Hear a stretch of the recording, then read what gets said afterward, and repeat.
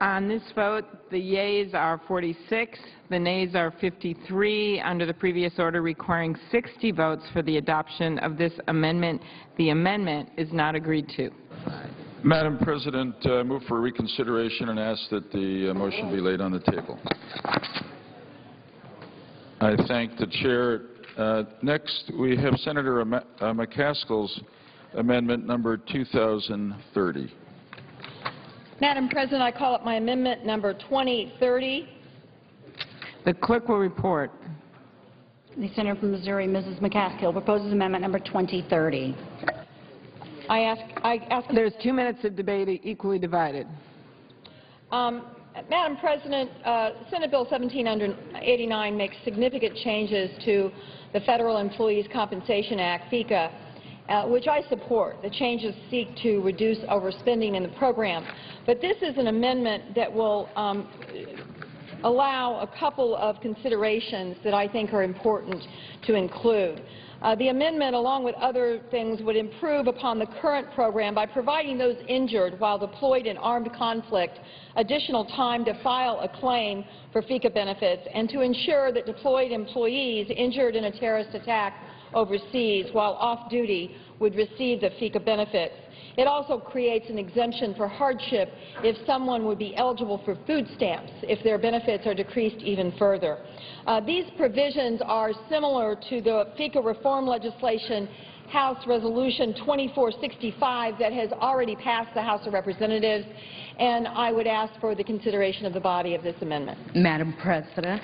The senator from Maine is recognized. Madam President, first let me commend the senator from Missouri for this amendment. It does make a great deal of sense to have the hardship exemption and to give more time for individuals who are injured in war zones, the longer deadlines for the paperwork for those individuals who might have trouble submitting the paperwork from a war zone. We're talking about civilian employees who are deployed there.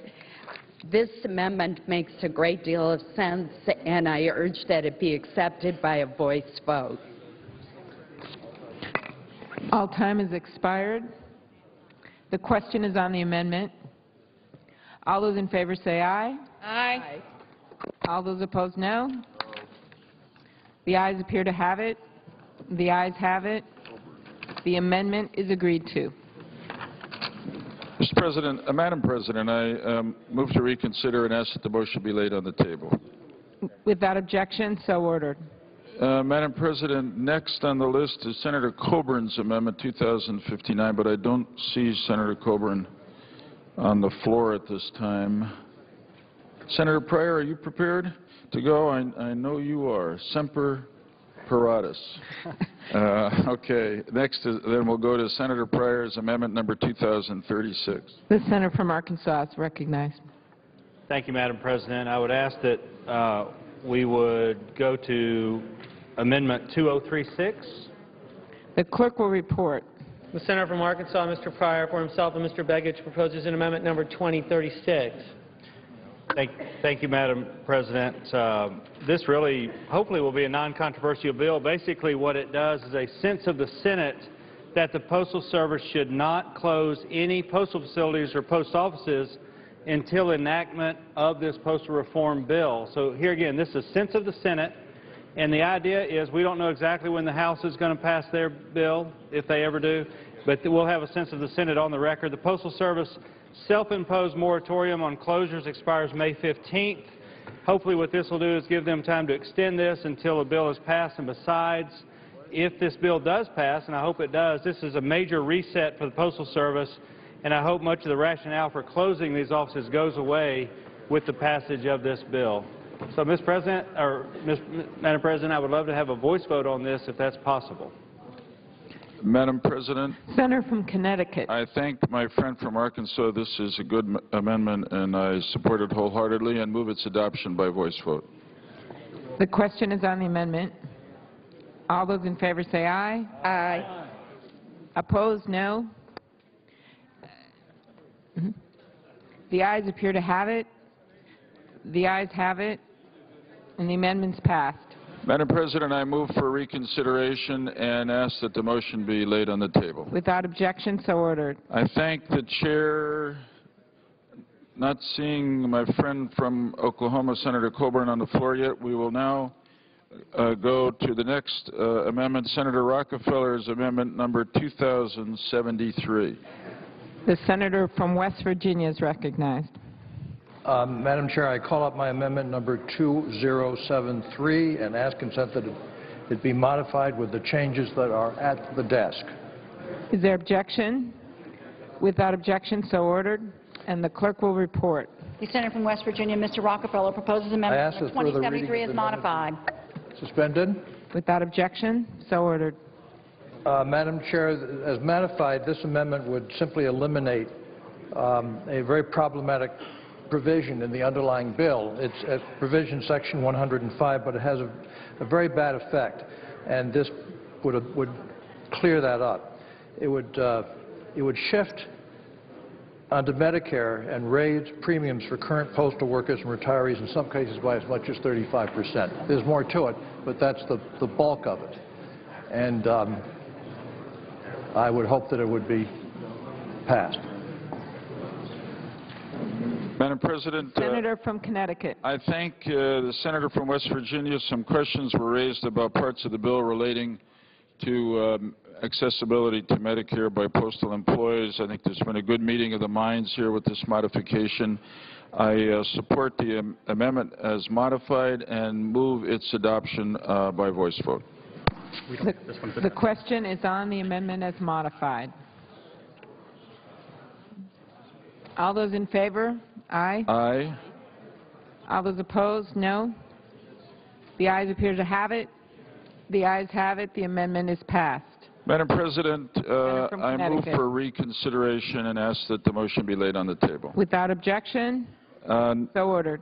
Before we get to Senator Rockefeller's second amendment, Senator Coburn has asked me on his behalf to withdraw amendment number 2059. I thank him for that, and we'll now go to Senator Rockefeller's amendment number 2074.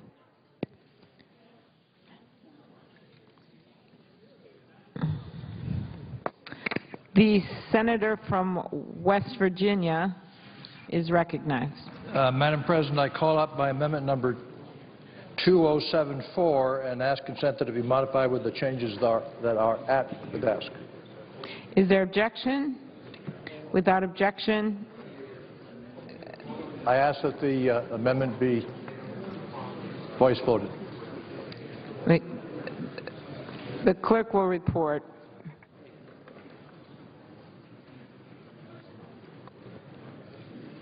The senator from West Virginia, Mr. Rockefeller, proposes amendment number 2074 as modified.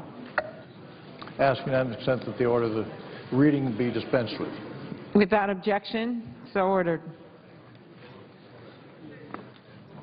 Madam President, I support the amendment as modified and at this time move its adoption by voice vote. The question is on the amendment as modified. All those in favor say aye. All those opposed say no. The ayes appear to have it. The ayes have it. The amendment's passed.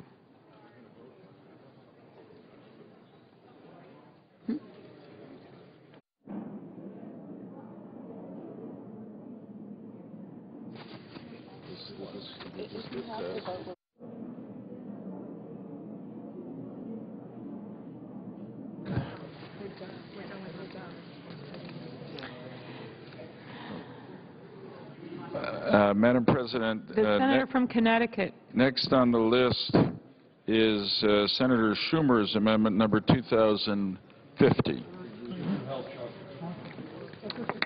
Mr. President, The senator Madam from New York is recognized.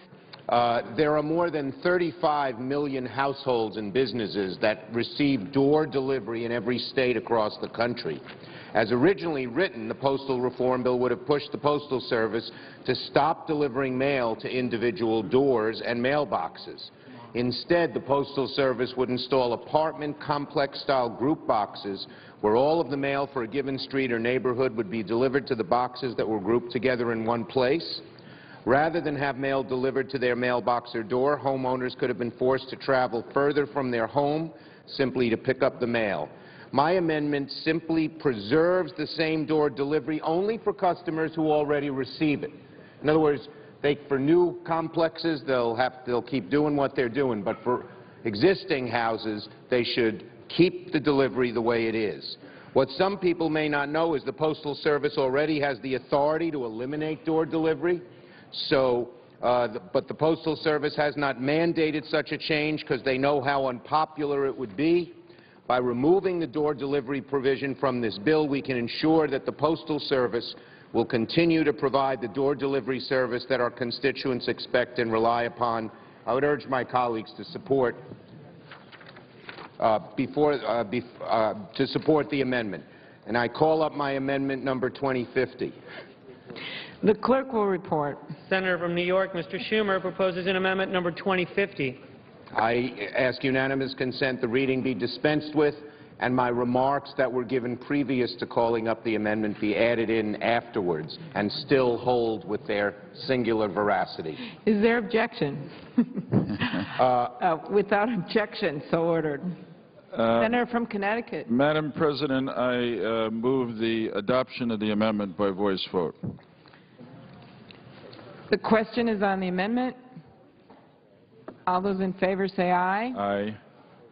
All those opposed say no. No.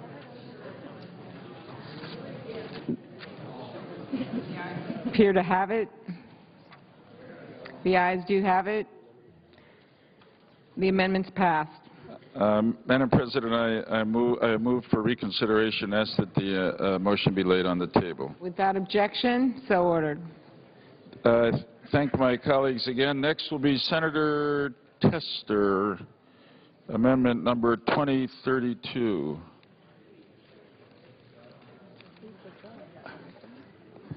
Senator Tester is not on the floor right now, so I know that we were building up to Senator Warner's amendment as the last amendment, but this may now be the second to the last amendment. So next we'll have Senator Warner, number 2071. The senator from Virginia is recognized. Madam President, I'd ask to bring up amendment number 2071, where agreed upon substitute text is at the desk. The amendment is pending. Yes, Madam President, I'd like to thank the Chairman Lieberman and Senator Collins for their help on this amendment. This is a very simple amendment. One of the goals of this process is to encourage retirement of expected 100,000 members of the Postal Service. Unfortunately, right now, OPM has got an over 50,000-person backlog of processing federal retirement claims. This is unacceptable. They still have a paper processing process. This amendment would require the Postal Service to report on a regular basis, as well as OPM, on the status of these retirement processing claims to hopefully speed this process up and also compare to the performance of other agencies. This is completely unacceptable that folks who are retiring are waiting sometimes up for a full year to get their retirement benefits. So I would again thank the chair and the ranking member for their support of this and ask for the body's acceptance. The senator from Maine is recognized. Thank you, Madam President. Madam President, I support this amendment. There is an inexcusable backlog at OPM in processing the application for retirement benefits. It's caused real hardships for some retired federal employees and postal employees. This bill will obviously increase the number of postal employees who will be seeking retirement benefits. So I think it is important that we have the kind of reporting that the senator from Virginia has proposed. I urge acceptance of the amendment, and I would urge that it be accepted by a voice vote. The question is on the amendment as modified. All those in favor say aye. Aye. All those opposed say no. The ayes appear to have it. The ayes have it. The amendment's passed. Senator from Connecticut. Madam President, I move for reconsideration as that the motion be placed on the table. Without objection, so ordered. The excitement builds now as we move to the last amendment. Senator Tester has amendment number 2032. The senator from Montana is recognized. I would like, Madam Chair, I would like to call up amendment.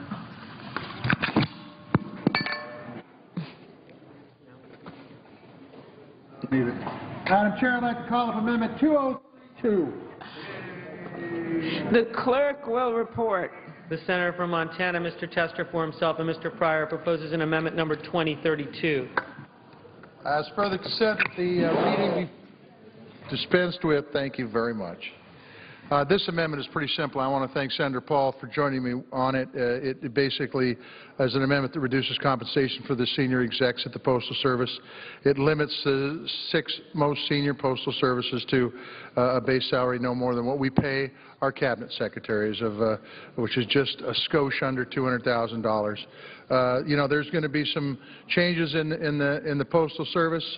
Some of these cuts are going to take place at the lower end, some in the middle management, some at the upper end. I think, to be fair, everybody needs to feel the pain. And besides that, to be right fair, the postmaster is an important job, but also is the Secretary of Defense, Secretary of State, and others.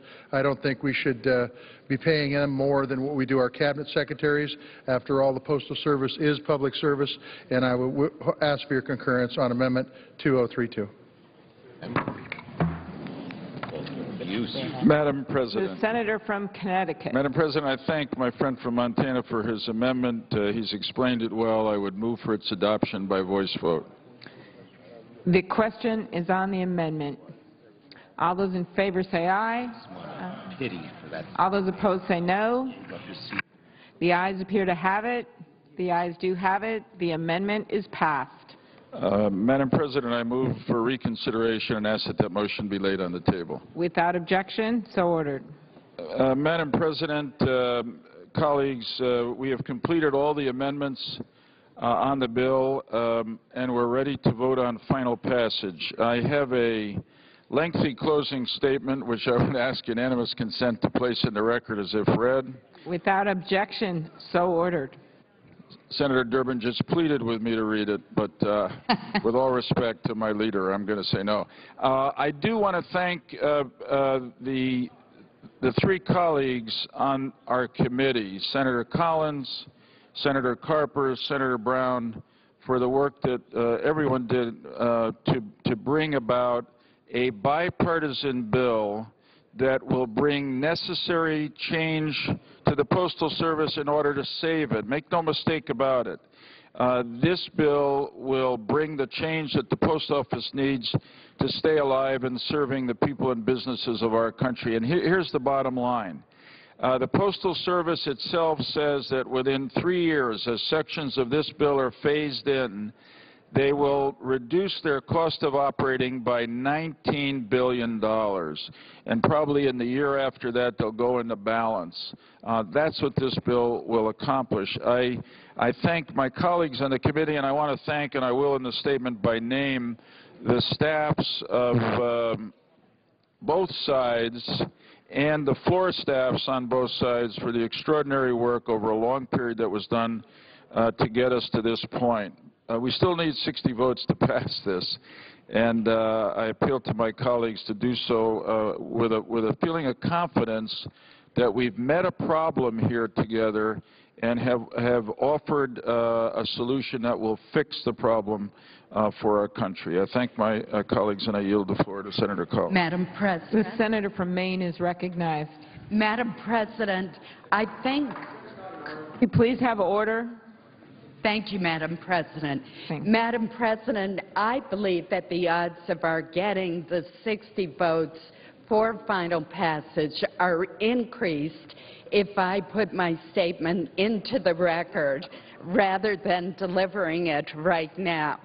So I will deliver my statement after the vote, but I do want to thank Senator Lieberman, Senator Scott Brown, Senator Carper, all of the staffs who have worked so hard. Today, assuming we get those 60 votes, we have proven that the United States Senate can tackle an enormous problem in a bipartisan way and make real progress on an issue that matters to our economy and to the American people. Thank you, Madam President. Thank you. Madam President. The senator from Tennessee is recognized. I too want to thank the two leaders for their excellent work and the people who joined them, and I think the policy has been debated well. I do want to say that at the beginning of this, there was discussion that there'd be a 60-vote at the end, and that some of the amendments might improve the funding aspect. I still want to say one more time that a vote for this bill is a vote to increase our deficit this year by $11 billion, and a vote to violate the Budget Control Act that we just passed last year. So I appreciate the work. I do wish we had worked to pay for this.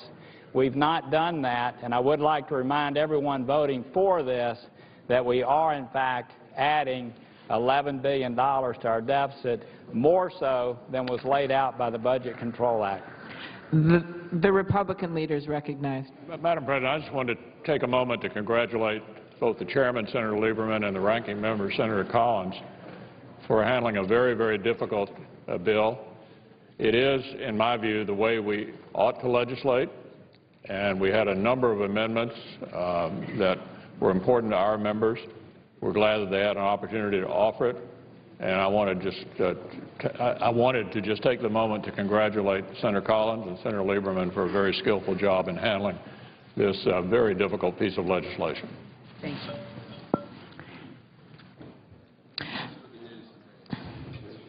Is there a sufficient second? There appears to be a sufficient second. Under the previous order, the substitute amendment as modified and amended is agreed to. The clerk will read the bill for the third time. Calendar number 296 S 1789, a bill to improve, sustain, and transform the United States Postal Service. Under the previous order, the question occurs on S 1789 as amended. The clerk will call the roll. Mr. Akaka.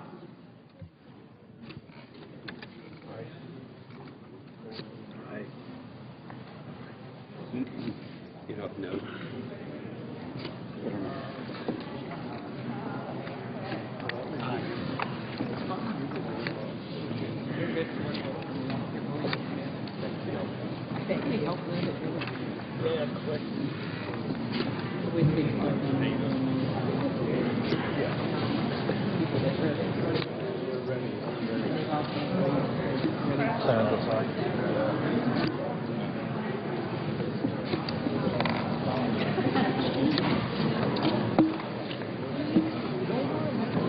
Nelson, Florida, aye.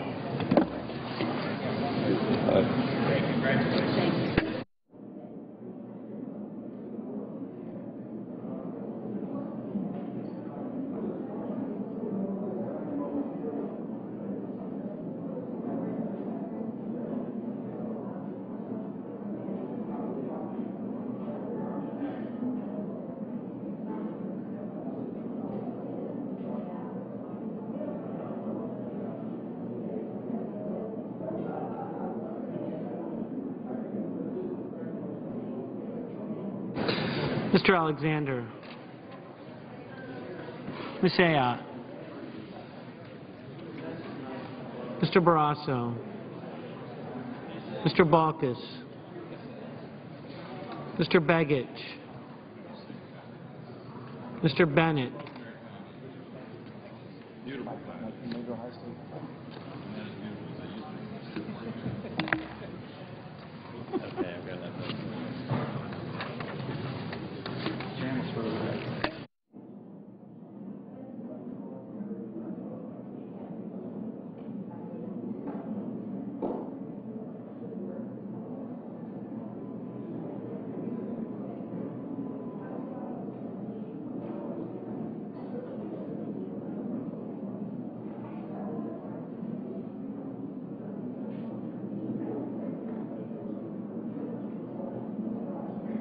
President.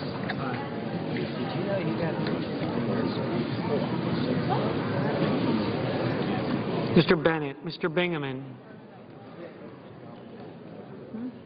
Mr. Blumenthal, Mr. Blunt, Mr. Bozeman, Mrs. Boxer, Mr. Brown of Massachusetts, Mr. Brown of Ohio,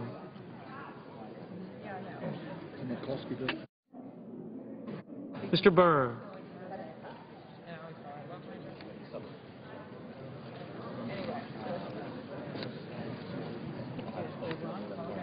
All right. I should get to about 5 minutes. Won't take long. No, you're right. Mr. Burr, Ms. Cantwell, Mr. Cardin, Mr. Carper,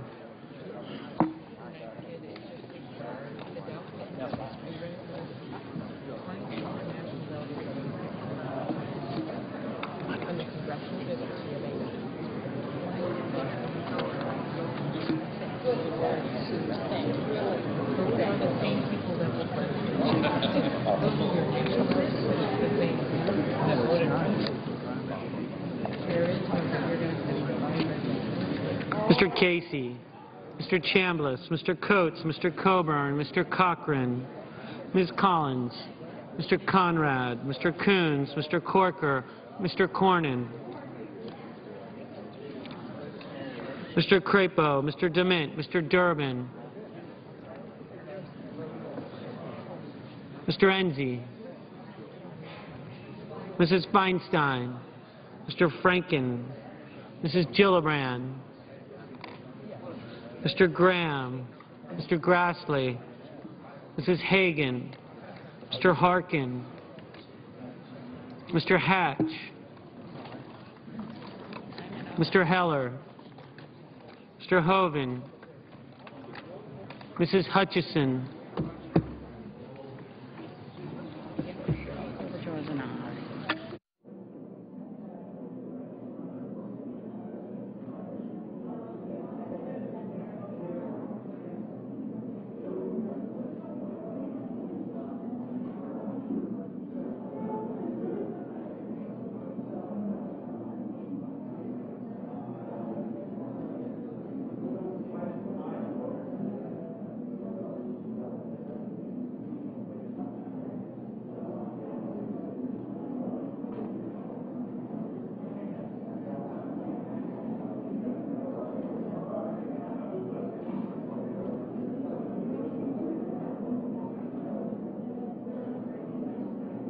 Mr. Inhofe, Mr. Inouye, Mr. Isaacson, Mr. Johans, Mr. Johnson of Wisconsin, Mr. Johnson of South Dakota, Mr. Kerry, Mr. Kirk, Ms. Klobuchar,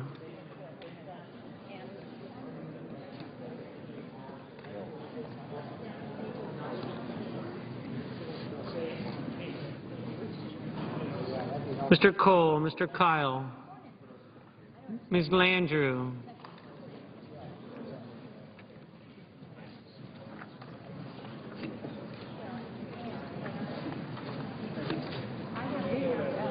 Mr. Lautenberg. No. Mr. Leahy.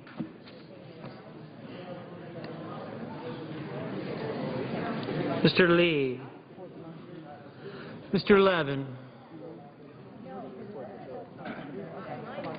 Mr. Lieberman. Mr. Lugar. Mr. Manchin. Mr. McCain. Mrs. McCaskill. Mr. McConnell.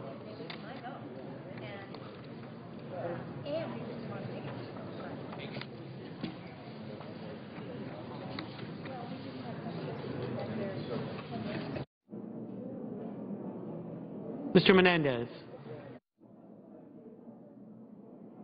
Mr. Merkley. Ms. Mikulski.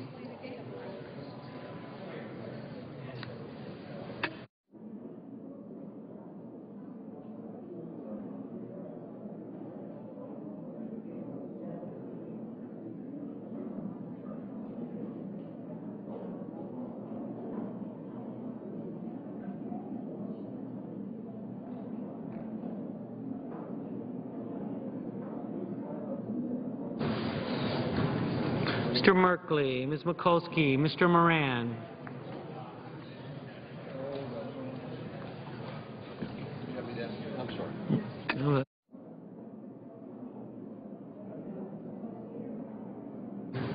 Ms. Murkowski, Mrs. Murray, Mr. Nelson of Nebraska, Mr. Nelson of Florida, Mr. Paul, Mr. Portman, Mr. Pryor, Mr. Reed of Rhode Island, Mr. Reed of Nevada,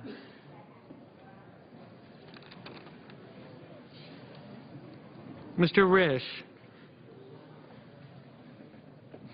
Mr. Roberts, Mr. Rockefeller, Mr. Rubio,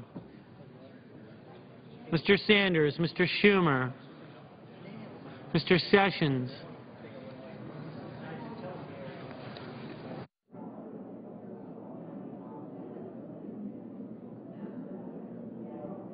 Mrs. Shaheen, Mr. Shelby, Ms. Snow, Ms. Stabenow, Mr. Tester, Mr. Thune, Mr. Toomey, Mr. Udall of Colorado, Mr. Udall of New Mexico,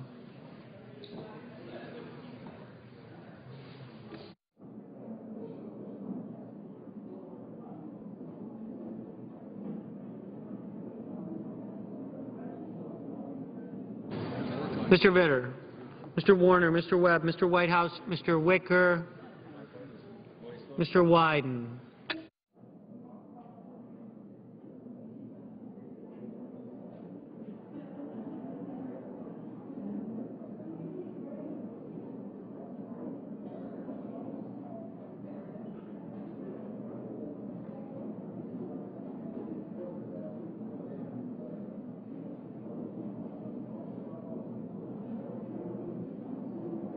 I call you up, they don't give out. Senators voting in the affirmative: Alexander, Begich, Bennett, Bingaman, Blumenthal, Blunt, Boxer, Brown of Massachusetts, Brown of Ohio, Cantwell, Cardin, Carper, Casey, Collins, Conrad, Coons, Durbin, Feinstein, Franken, Grassley, Hagan, Hoven, Johnson of South Dakota, Kerry, Klobuchar, Cole, Landrieu, Leahy, Levin, Lieberman, McCaskill, Merkley, Mikulski, Moran, Murkowski, Nelson of Nebraska, Nelson of Florida, Pryor, Reed of Rhode Island, Roberts, Sanders, Schumer,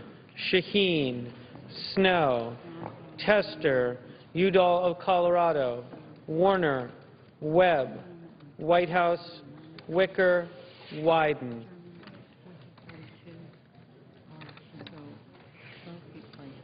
Mr. Bozeman, aye. Senators voting in the negative: Akaka, Barrasso, Burr, Chambliss, Coates, Coburn, Corker, Cornyn, Crapo, DeMint, Enzi, Graham, Hatch, Heller, Inhofe, Isaacson, Johans, Johnson of Wisconsin, Kyle, Lee, Manchin, McCain, McConnell, Paul, Portman, Risch, Rockefeller, Rubio, Thune, Toomey, Vitter. Ms. Ayotte, no. Mr. Harkin, aye. Mr. Baucus, aye. Mr. Lugar, no. Mr. Shelby, no. Mr. Cochran, no.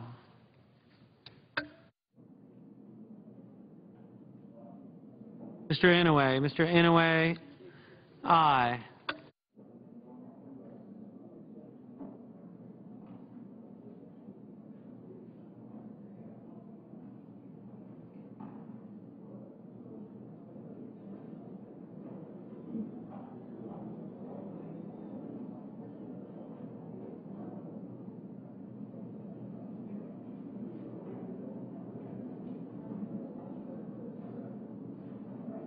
Mrs. Gillibrand. Mrs. Gillibrand, aye.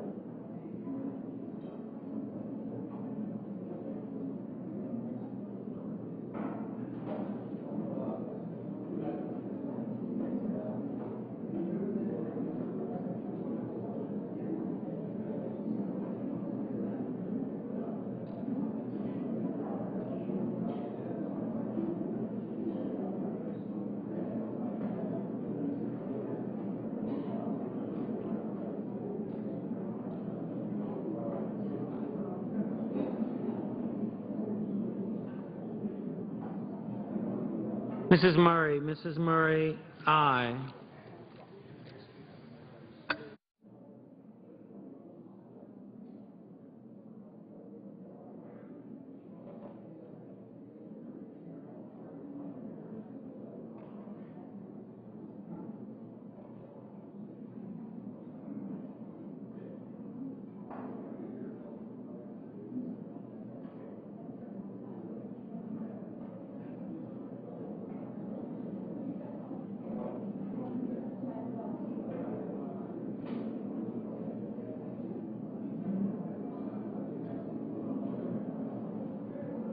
Mr. Reed of Nevada. Mr. Reed of Nevada, aye.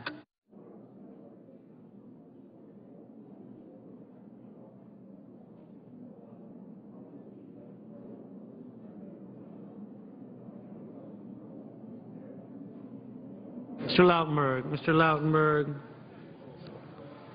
aye.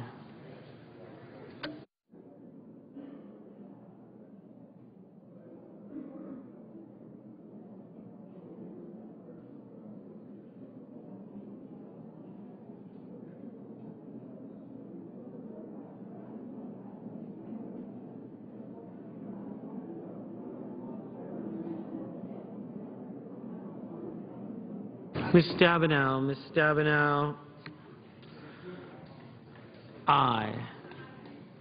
Mr. Sessions. Mr. Sessions, no. Mr. Menendez. Mr. Menendez, no.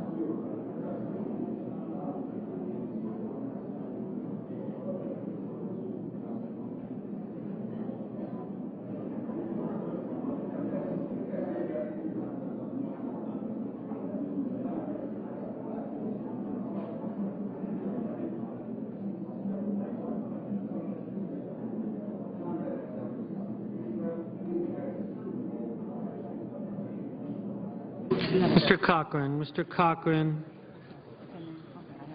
aye.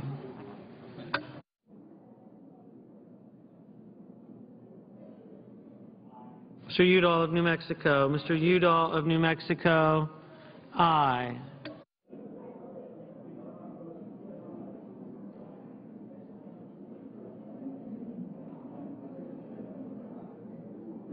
Mrs. Hutchison. Mrs. Hutchison, no.